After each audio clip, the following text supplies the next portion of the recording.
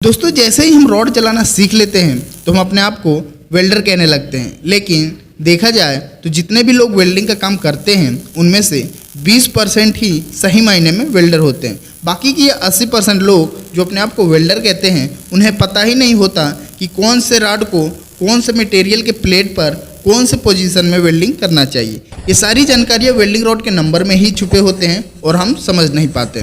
दोस्तों यदि आप भी इन 80% लोगों में से हैं तो इस वीडियो को कंप्लीट देखिए, वरना आप इस भ्रम में ही रहेंगे कि आप एक वेल्डर हैं। दोस्तों अलग अलग धातुओं के लिए अलग अलग वेल्डिंग के रॉड होते हैं, जैसे MS, SS, copper, GI, CI इत्यादि। और इन सब रॉड पर अलग अलग नंबर लिखा होता है, जिसका क्या मतलब होता है समझते हैं। E7018B2 दोस्तों यह एक वेल्डिंग रॉड का नंबर है। आइए समझते हैं इन नंबर का क्या मतलब होता है। दोस्तों इसमें E का मतलब होता है इलेक्ट्रोड, यानी कि इलेक्ट्रिक रॉड जो कि करंट से जलेगा। इसके बाद का जो 2 अंक है 70, इसका मतलब होता है कि इस रॉड से वेल्डिंग किया हुआ प्लेट कितना प्रेशर तक झेल सकता है। रॉड के शुरू के 2 अंक को 1000 से गुना करने पर जितना आता है उतना प्रेशर इस रॉड से किया हुआ वेल्डिंग झेल सकता है। जैसे हमारे रॉड का शुरुआती 2 अंक है 70 और इसमें हम 1000 से गुना करेंगे तो हो जाएगा 70,000, यानी कि इस रॉड से किया हुआ वेल्डिंग 70,000 PSI तक झेल सकता है।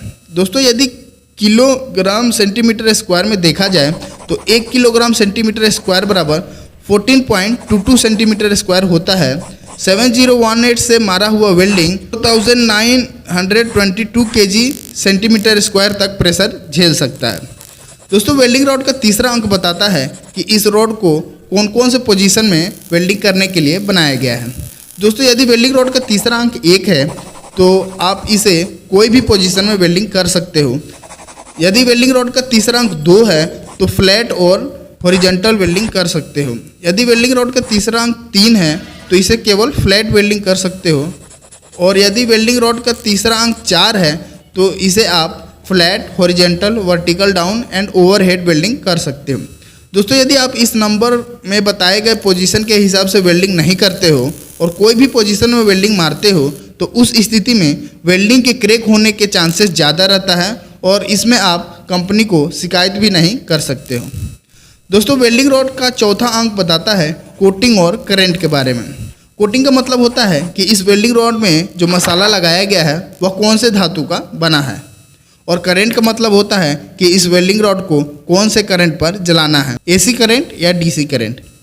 दोस्तों यह है वेल्डिंग रॉड के चौथे अंक का चार्ट, जिसमें अलग अलग नंबर के हिसाब से कोटिंग और करंट दिया गया है। जैसे 7018 में चौथा नंबर 8 है तो इस चार्ट के हिसाब से इस वेल्डिंग रॉड का मसाला आयरन पाउडर और लो हाइड्रोजन से मिलकर बना हुआ है और इसे आप AC और DC दोनों करंट पर जला सकते हैं।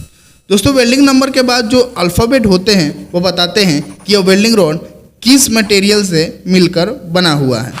यह है इसका चार्ट।